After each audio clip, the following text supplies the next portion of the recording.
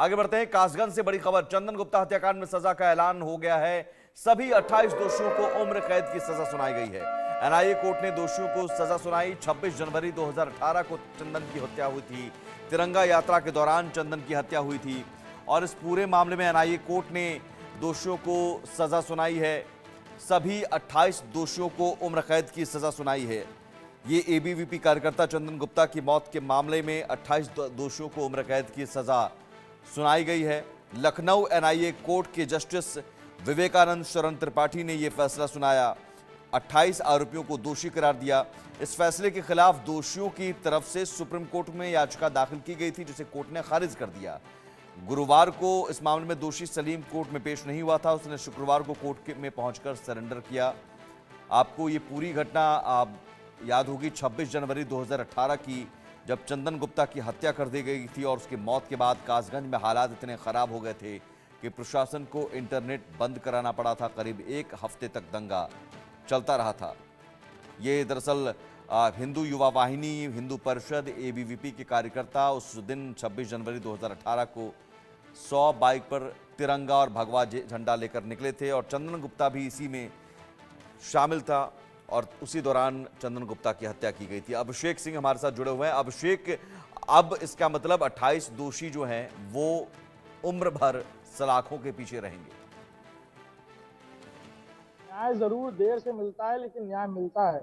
इस बात को नजीर की तरह एनआईए की स्पेशल कोर्ट ने आज पेश किया। कल उन्हें दोषी करार दिया गया था। 28 दोषियों को, कुल 30 लोगों को आरोपी बनाया था एनआईए की इन्वेस्टिगेशन में, जिनमें से 28 लोगों को दोषी करार दिया गया था कल, और आज कोर्ट ने इन 28 दोषियों को उम्र कैद की सजा सुनाई है। चंदन गुप्ता हत्याकांड में पूरी तरह देखा गया कि किस तरह तिरंगा यात्रा निकाल रहे थे एबीवीपी हिंदू युवा वाहिनी के जो कार्यकर्ता थे, और किस तरह से मॉब लिंचिंग हुई और किस तरह चंदन गुप्ता की बर्बरता से हत्या की गई। साथ ही साथ इसमें मुख्य आरोपी सलीम ने, जिसपे सरेंडर नहीं किया था, जिसने कोर्ट में आकर सरेंडर किया, और वो भी उन आरोपियों में से एक है जिसे उम्र कैद की सजा सुनाई गई थी। मुख्य आरोपी इसमें 3 भाई थे और ये माना गया कि यही सूत्रधार भी रहे। बिल्कुल, वहां शुरुआती दौर में जो जानकारियां मिली थी उस वक्त 2018 में, कि कैसे इन लोगों ने टेलीफोन कॉल करके उनका रास्ता रोकने की पहले कोशिश की, लोगों को बुलाया, और फिर ये 3 भाई यानी सलीम उसमें से वो था जिसने गोली चलाई, जिसके ऊपर मुख्य आरोप है कि उसी ने चंदन गुप्ता की हत्या की थी। उसने सरेंडर नहीं किया था और उसने आज कोर्ट में आकर आत्मसमर्पण किया, सरेंडर किया। और फिर जब कोर्ट की प्रोसीडिंग शुरू हुई तो कोर्ट ने इस पूरे मामले में 28 लोगों को न सिर्फ कल दोषी करार दिया था, बल्कि चंदन गुप्ता का परिवार बार बार ये कह रहा था कि उनका जवान बेटा गया है, इसके लिए सजा कड़ी से कड़ी होनी चाहिए। और कोर्ट ने इस बात को समझा। सारी दलीलें और पूरी बहस के बाद कोर्ट ने आखिरकार चंदन गुप्ता की मामले में 28 जो दोषी थे उन्हें उम्र कैद की सजा सुनाई।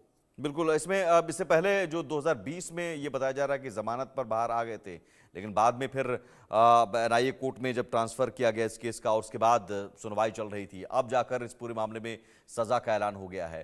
तो क्या ये ऊपरी अदालत में भी अब जाने की बात है?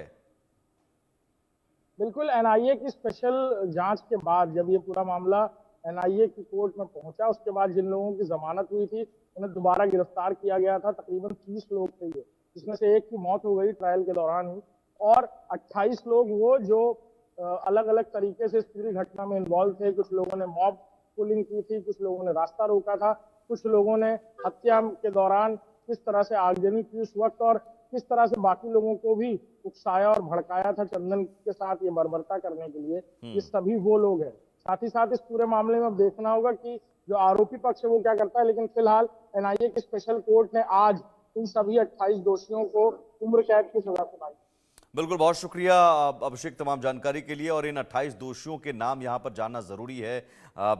इनके नाम है वसीम, नसीम, जाहिद, आसिफ, असलम, अकरम, तौफीक, खिल्लन, शवाब अली, राहत, सलमान, मोहसिन, आसिफ, साकिब, बबलू, जिशान, वासिफ, इमरान, शमशाद, जफ़र, साकिर, खालिद परवेज़, फैज़ान, इमरान, साकिर, आमिर, रफ़ी, मुनाजिर और सलीम। 26 आरोपी इनमें से लखनऊ जेल में बंद हैं, मुनाजिर कासगंज जेल में बंद है, वहीं सलीम ने एनआईए कोर्ट में सरेंडर किया है। सभी 28 दोषियों को उम्र कैद की सजा, चंदन गुप्ता की जब हत्या हुई थी उस वक्त चंदन की मां ने कहा था कि फांसी की सजा होनी चाहिए, लेकिन यहां उम्र कैद की सजा हुई है, उम्र कैद की सजा सुनाई गई है। सभी 28 दोषियों को अब उम्र भर सलाखों के पीछे रहना पड़ेगा। जिस तरह से साजिश के तहत साजिश करके चंदन गुप्ता की हत्या की गई थी और गोली मारी गई थी। जब तिरंगा यात्रा निकाली जा रही थी कासगंज में, हिंदू वाहिनी संगठन या एबीवीपी विश्व हिंदू परिषद की कार्यकर्ताओं की तरफ से इसमें 100 से ज़्यादा लोगों की भीड़ थी। बाइक पर सवार होकर ये सभी तिरंगा यात्रा निकाल रहे थे, उसमें चंदन गुप्ता भी शामिल था। और उसी दौरान एक गली से जब ये यात्रा गुजर रही थी तभी गोली मारी गई थी।